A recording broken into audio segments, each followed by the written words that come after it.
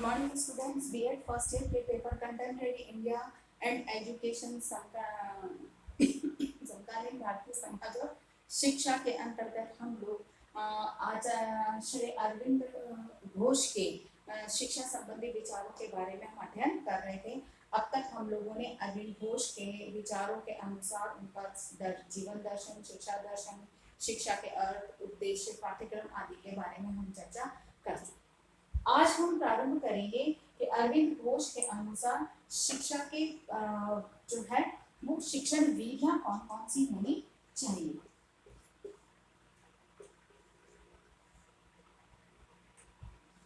शिक्षण विधि अगर अरविंद घोष की विचारधाराओं को अगर हम देखते हैं तो उसके साथ उसके अनुसार एक बात बहुत स्पष्ट हो जाती है कि अरविंद घोष बालक की अपनी क्षमताओं के अनुसार यानी कि बालक को स्वतंत्र रूप से सीखने की जो है सीखने के पक्षधर थे। अर्थात स्पष्ट है कि उनकी अगर हम ये सोचें या उनके विचारों के अनुसार हम ये देखते हैं कि बालक को स्वतंत्र रूप से सीखने के, उसकी योग्यता के अनुसार सीखने के अवसर दिए जाने चाहिए। इस तरह के विचारों के आधार पर अगर हम देखते हैं तो अरविंद घोष के जो है इसमें बालक शिक्षण विधियां भी उसी पर आधारित होगी। सबसे पहली जो शिक्षण विधि थी वो बालक की रुचि आधारित शिक्षण विधि। रुचि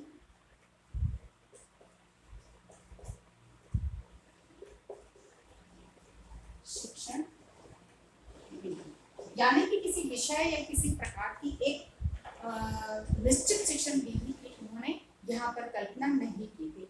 उनकी जो कल्पना थी वो थी उनके बालक की रुचि पर आधारित कि बालक जिस तरह की इच्छा रखता है या जिस तरह से किसी चीज को सीखने की इच्छा रखता है, उसकी रुचि है, उसी के अनुकूल उसे पढ़ाया जाना चाहिए, उसी शिक्षण विधि का उपयोग करना चाहिए।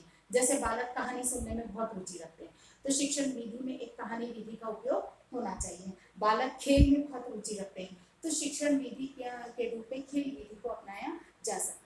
इसी तरह से बालक की रुचि के अनुसार शिक्षण विधि का उपयोग किए जाने पर अरविंद घोष ने बल दिया। दूसरी बात थी उनकी निरीक्षण विधि।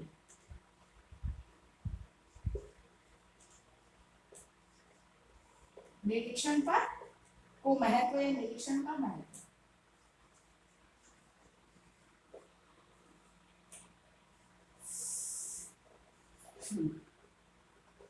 निरीक्षण का महत्व देखिए क्या अरविंद घोष ने निरीक्षण विधि को बहुत अधिक महत्व दिया क्योंकि बालक जो कुछ सीखता है वो अपने आसपास के वातावरण में उसको एक तरह से कहा जाए कि स्वयं सीखने के लिए आवश्यक है कि जब तक वो खुद उस चीज को उलट पलट कर नहीं देखेगा, उसने खुद कार्य करके नहीं देखा, तब तक उसे किसी वो बात स्पष्ट समझ में नहीं आई। इसीलिए वह चीज स्थायी और स्पष्ट रूप से समझने के लिए, स्थायी ज्ञान को अर्जित करने के लिए अनिवार्य है कि बालक स्वयं निरीक्षण करके उसको अर्जित करे। इसीलिए उनकी जो अगली विधि थी वह निरीक्षण पद्धति पर आधारित शिक्षण विधि। अगली शिक्षण विधि है उन्होंने कौशलों का विकास।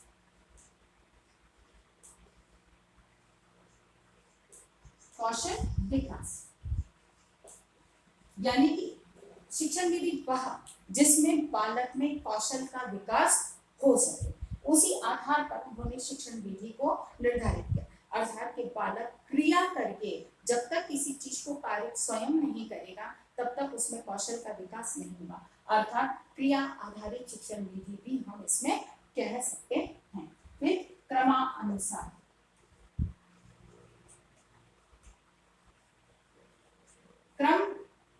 क्रमबद्ध रूप से शिक्षण कार्य बालक को किया जाना चाहिए, यानी कि विषय वस्तु या जो कुछ भी कार्य किया जा रहा है वो क्रमबद्ध रूप में होना चाहिए। अर्थात ये एक शिक्षण विधि नहीं, लेकिन ये कहा जाए कि एक तरह से शिक्षण विधि भी है क्योंकि क्रम एकदम क्रमबद्ध रूप में अगर विषय वस्तु बालक के सामने रखी जाती है तो वो उसे बहुत एक स्पष्ट रूप से समझ में आती है। इसीलिए उन्होंने क्रमबद्धता पर भी बल दिया। अगला बात था क्रिया द्वारा सीखना। क्रिया द्वारा सीखना यानी कि बालक कार्य करके स्वयं क्रिया करके और किसी चीज को सीखे। जैसा मैंने कहा कौशल विकास कब होगा, जब बालक किसी कार्य को कर रहा है, इसीलिए क्रिया आधारित शिक्षण विधि पर उन्होंने बल दिया। अगला है स्व अनुभव।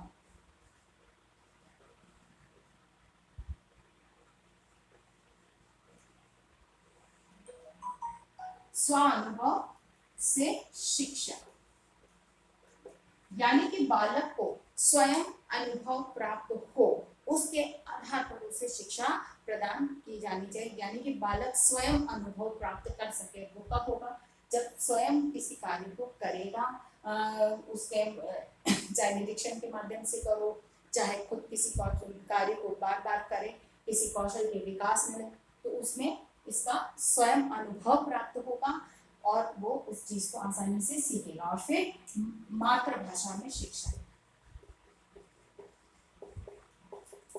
यहाँ ये शिक्षण विधि में उन्होंने इसको इसलिए स्थान दिया क्योंकि मातृभाषा के माध्यम से ही बालक को हर चीज आसानी से सिखाई जा सकती है। इसके बाद बात आती है शिक्षण विधि का। जैसे कि शिक्षण विधि तय तो कर दी, पर अब शिक्षक के लिए, क्योंकि एक शिक्षक ही इस शिक्षण विधि का उपयोग करता है, क्योंकि शिक्षक के लिए ही होती है मूल रूप से कि शिक्षक कैसा उपयोग करे, शिक्षक और छात्र शिक्षार्थी दोनों कैसे होने चाहिए, उस पर भी उन्होंने अपने विचार व्यक्त किए। उसमें शिक्षक में क्या गुण होने चाहिए या वो शिक्षक को कैसा देखते थे, तो उनके अनुसार विषय ज्ञाता, यानी कि शिक्षक विषय ज्ञाता होना चाहिए, उसे विषय का ज्ञान होना चाहिए। दूसरी बात, शिक्षक पथ प्रदर्शक हो, केवल पथ प्रदर्शक होना चाहिए। बालक के ऊपर डंडा लेकर और ज्ञान को देने वाला नहीं होना चाहिए, बल्कि केवल पथ प्रदर्शक होना चाहिए कि बालक जिस रास्ते पर चल रहे हैं उसी सही मार्ग सुझाने वाला होना चाहिए, कि अपने हाथ पकड़कर अपने साथ लेकर चलने वाली परंपरा यहाँ नहीं होनी चाहिए। इसीलिए उनके अनुसार शिक्षक केवल पथ प्रदर्शक होना चाहिए। फिर बालक पर ज्ञान,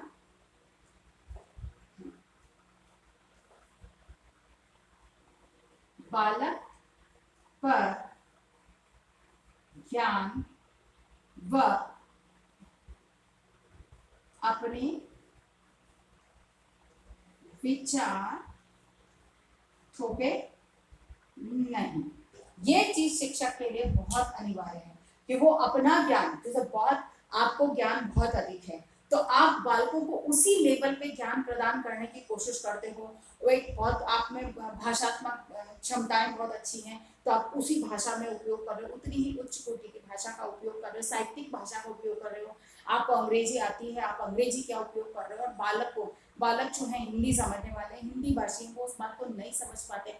लेकिन शिक्षक अपनी क्षमता और अपनी योग्यताओं का प्रदर्शन करने के लिए वो अपने ज्ञान को बालकों के ऊपर थोपने का प्रयास करता है और बालक को बाध्य करता है कि वो उसी चीज को वैसे ही समझे। क्यों, उनमें दिमाग में कई शिक्षकों को ऐसा देखा गया है कि जैसे बहुत योग्यताएं हासिल कर लेते हैं तो वो अपनी योग्यताओं का प्रदर्शन बालकों के ऊपर शिक्षण कार्य के दौरान करते हैं, जिसकी वजह से बालक उस चीज को समझ नहीं पाता है, उसके लिए वो चीज उसके स्तर से काफी ऊपर की हो जाती है। ऐसे में वो ज्ञान बालक हासिल नहीं कर सकता है और वो ज्ञान उसके लिए अधूरा रह जाता है और फिर अपने ही विचारों को थोपता है कि नहीं मैंने जो कहा वही बिल्कुल सही है, आप सोच रहे हो वो नहीं है। भले ही चाहे भाषात्मक अंतर है कि कहना बालक सरल भाषा में बात कर रहा है, वो साहित्यिक भाषा में बात कर रहे हैं, लेकिन जो है शिक्षक उसी चीज को श्रेष्ठ समझता है। ऐसी विचारधारा शिक्षक की नहीं होनी चाहिए। एक सरल बालक के स्तर पर आकर और बालक के अनुकूल उसे शिक्षा प्रदान करने वाला होना चाहिए। शिक्षार्थी कैसा हो, शिक्षार्थी की जहां तक बात आती है उसके भी कुछ गुणों की चर्चा अरविंद घोष ने की। पहला, परोपकारी, क्योंकि अरविंद घोष बेशक पाश्चात्य सांस्कृतिक वातावरण में पले हैं, पाश्चात्य सभ्यता के उसमें माहौल में पले बड़े, लेकिन धीरे धीरे वक्त के साथ उनका, क्योंकि भारतीय संस्कृति से वे कभी दूर हुए नहीं थे, लेकिन और इस यही कारण था कि धीरे धीरे उनका जुड़ाव भारतीय संस्कृति से होता गया, भारतीय अध्यात्म से होता गया। इसीलिए उनके ऊपर परोपकार की भावनाओं का बहुत अधिक प्रभाव पड़ा था। इसीलिए वे इस चीज पर बल देते थे कि बालक परोपकारी होना चाहिए, तभी वो किसी चीज को विनम्र होकर सीख सकता है। अन्यथा वो किसी के और मतलब हर चीज, मतलब एक कहा जाए कि जैसे प्राकृतिक वातावरण में सीखने की हम बात करते हैं, तो अगर वो परोपकारी होने वाला फूल को तोड़ लिया, मरोड़ लिया, फिर नहीं, उसमें ये चीज होनी चाहिए कि मुझे हर चीज, हर प्राणी जिसमें जीव है उसकी रक्षा मुझे कैसे करनी है। जब इस तरह की भावना होगी तभी वो किसी चीज को बहुत सरलता से सीख पाएगा। इसीलिए पहली चीज उन्होंने कहा था बालक में परोपकार की भावना होनी चाहिए। दूसरा है सेवाभावी, सेवाभावी होना चाहिए। नेक्स्ट उन्होंने कहा विनम्र होना चाहिए। फिर एकाग्रचित होना चाहिए, बालक एकाग्रचित होना चाहिए, और फिर स्वाध्यायी होना चाहिए। ठीक है ना।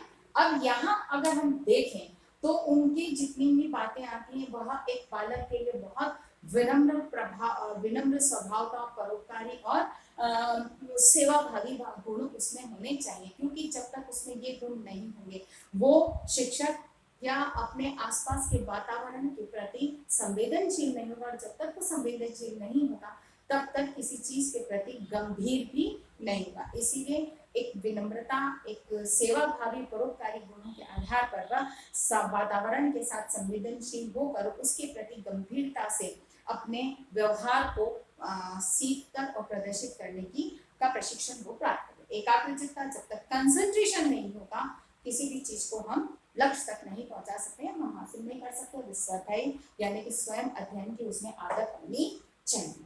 इसी आधार पर जो इनकी जो शिक्षक और शिक्षार्थी की जहां तक चर्चा की, उसके साथ ही ये बात आती है कि शिक्षक और शिक्षार्थी जो शिक्षा कार्य को पूर्ण करने में दो महत्वपूर्ण साधन हैं, इसके साथ ही कहाँ वो शिक्षा अर्जित करेंगे।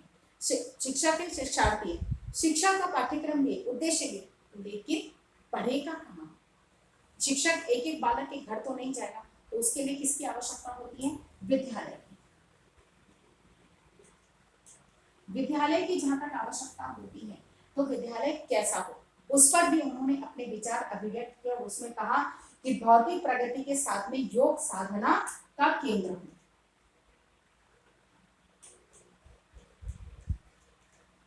भौतिक प्रगति के साथ योग साधना का केंद्र हो, यानी कि तो विद्यालय कैसा हो जिसमें बालक की भौतिक प्रगति की क्षेत्र में ध्यान दिया जाए, वहां पर उसकी भौतिक प्रगति के संबंधित समस्त क्रियाएं और संपन्न हो, लेकिन उसके साथ में योग साधना, क्योंकि उन्होंने ये कहते हैं कि एक ध्यान केंद्रित करने का जो प्रशिक्षण है वो योग साधना से आसानी से प्राप्त होता है। शारीरिक स्वास्थ्य की बात आती है तो योग के माध्यम से हम इसको प्राप्त कर सकते हैं। ज्ञान को कहना चाहिए कि स्मरण शक्ति को बढ़ाने के लिए योग की आवश्यकता होती है। एक तरह से कहा जाए कि भौतिक प्रगति के साथ में वह योग साधना का केंद्र भी होना चाहिए, जिससे कि बालक की शिक्षा को प्रभावी ढंग से पूर्ण कराया जाए। वर्तमान में भी विद्यालयों में योग शिक्षा पर बल दिया जाने लगा। उसके पीछे कारण भी यही है कि बालकों का जो एक एकाग्रचित्ता की जो क्षमताएं हैं उनमें कमी आने लगी, उसी को बढ़ाने के लिए बल। अगला बात है भौतिक विकास केंद्र और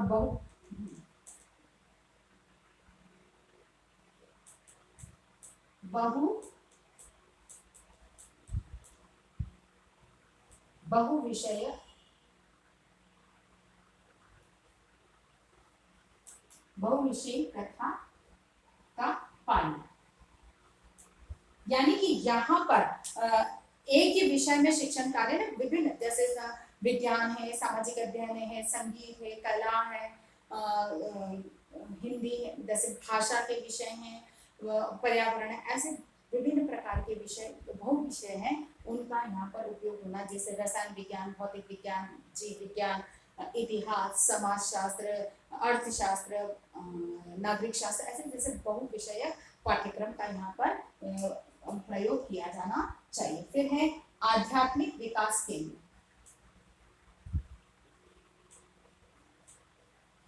आध्यात्मिक विकास केंद्र यानी कि यह आध्यात्मिक विकास केंद्र हो, क्योंकि अध्यात्म की शिक्षा भी बहुत अनिवार्य है।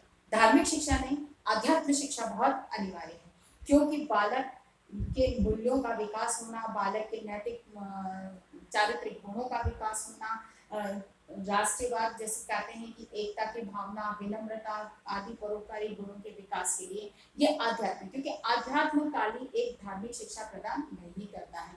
आध्यात्म उसे सांसारिक जीवन, भौतिक जीवन से संबंधित ज्ञान भी उसे प्रदान करता है, इसीलिए आध्यात्मिक विकास का केंद्र माना। और अंतिम बात जो कि सामाजिक विकास का केंद्र,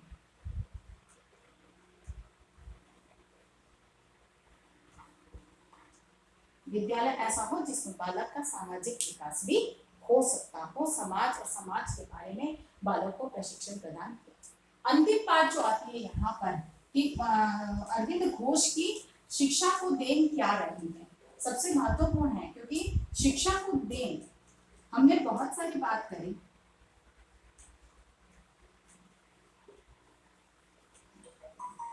तो इनकी शिक्षा क्यों हम इसको एक शिक्षा के क्षेत्र में एक महत्वपूर्ण सिद्धांत या एक महत्वपूर्ण दर्शन के रूप में काम में लेते हैं या इसका महत्व है।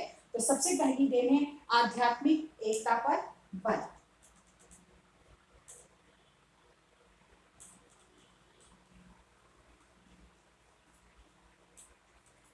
आध्यात्मिक एकता पर बल, सबसे पहली चीज जो थी इन्होंने आध्यात्मिक एकता पर बल दिया था, जो कि शिक्षा को एक सही दिशा या शिक्षा में जो कहना चाहिए कि सर्वांगीण विकास के लिए जिन चीजों की आवश्यकता थी उसको यहाँ पर स्थान मिल सकता था, इसीलिए उन्होंने आध्यात्मिक, अरविंद घोष ने है आध्यात्मिक शिक्षा में आध्यात्मिक जो एकता है उस पर बल दिया था। दूसरी बात थी योग विश्वविद्यालय।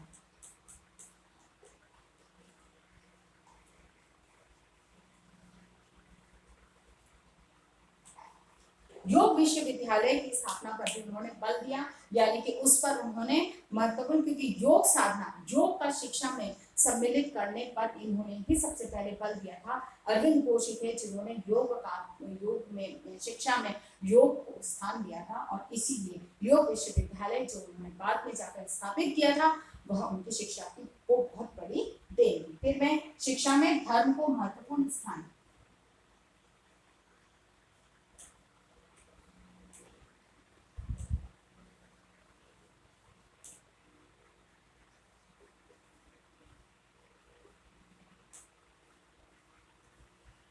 ठीक है ना, शिक्षा में धर्म को महत्वपूर्ण स्थान, किसी धर्म विशेष की शिक्षा का इन्होंने विरोध किया, उन्होंने किसी धर्म विशेष या घटना विशेष को उसमें सम्मिलित करने के समर्थक नहीं थे, लेकिन एक सामान्य जो जानकारी धर्म की, जो धार्मिक आवश्यकता है उसको ध्यान में रखते हुए एक सामान्य जानकारी को शिक्षा में सम्मिलित करने पर बल दी, जैसे कि मोहम्मद साहब की शिक्षा है, महावीर की शिक्षा है, बौद्ध की शिक्षा है, जिन्हों की उन्होंने अपने धार्मिक प्रचार प्रसार के साथ में, अपने धार्मिक प्रवचनों के साथ में एक किस तरह की जीवन के लिए क्या सीख बालक व्यक्ति के लिए होनी चाहिए, उनको ऐसी चीजों को सम्मिलित करने की उन्होंने बात कही थी, जिससे कि बालक में एक एक नैतिक गुणों का विकास हो सके। अगली बात थी राष्ट्रीय शिक्षा,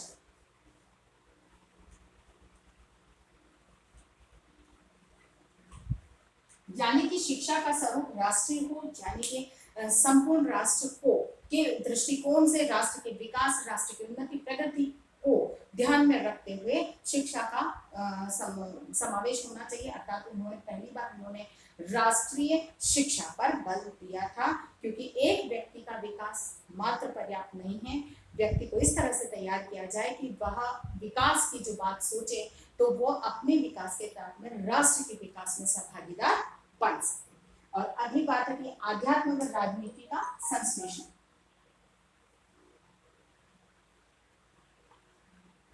आध्यात्म व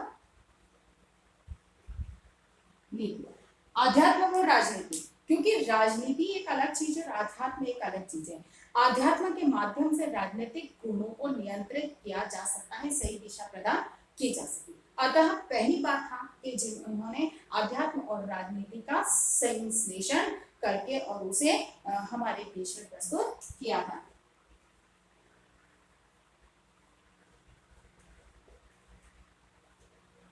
और अंतिम बात जो इन्होंने कही थी वह थी पूर्व और पश्चिम का संयोग। पूर्व व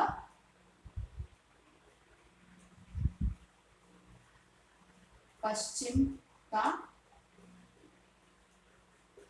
क्योंकि वे पूर्व और पश्चिम का, क्योंकि उनमें पश्चिमी संस्कृति का भी बहुत बचपन से ही उन पर प्रभाव था, अतः वो पूर्व और पश्चिम दोनों की संस्कृति का सहयोग करके, और क्योंकि कहते हैं कि समय के साथ चलना बहुत अनिवार्य है, इसीलिए समय की मांग थी कि पूर्व और पश्चिम की दोनों की जो संस्कृति है वो एक दूसरे के साथ तालमेल बनाकर आगे बढ़े, तभी विकास के पथ पर आगे बढ़ा जा सकता है। इसीलिए यहाँ पर उन्होंने पूर्व और पश्चिम की जो संस्कृति थी उनके सहयोग को पहली बार इन्होंने शिक्षा में स्थान दिया। आशा करती हूँ कि अरविंद घोष के शिक्षा दर्शन आपको समझ में आया होगा। इसी आधार पर आपको एक प्रश्न करना है।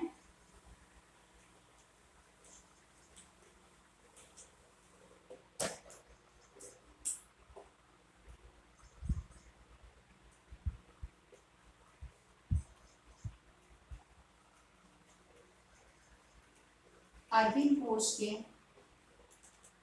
शिक्षा संबंधी विचारों को स्पष्ट कीजिए।